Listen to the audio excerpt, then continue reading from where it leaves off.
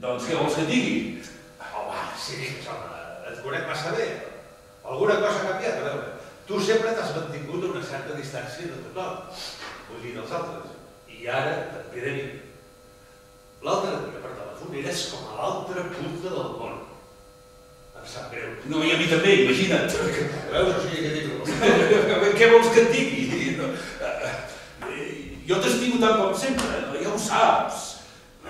No et pensis que no... Però és més fort que jo. Què és més fort que tu? Per què no m'ho has dit? Tot això t'atrau, mentida, oi que sí? El que deu ser. Sempre és allí. En algun lloc més enllà de les nostres fronteres sempre hi serà. Aquesta mena de satisfacció, de contentament així per res. Una recompensa per res. Molt bé. Què vols? Les felicitats que tots els pobres desgraciats contemplen amb el nas enganxat a la paret. Posa'm un exemple, sisplau. El problema és saber quin triar.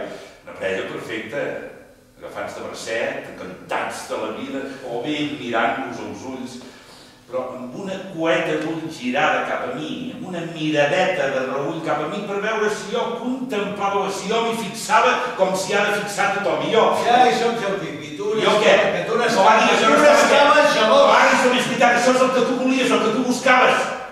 I tot anava aquí. Tot anava aquí. Et calia que jo n'estigués gelós. I no n'estava. Era l'època que fèiem alpinisme, al Dauphiné. Havíem escalat la barra dels escrits, te'n recordes? Sí, esclar. Érem 5. Nosaltres dos companys més i un guia. Anàvem de baixada.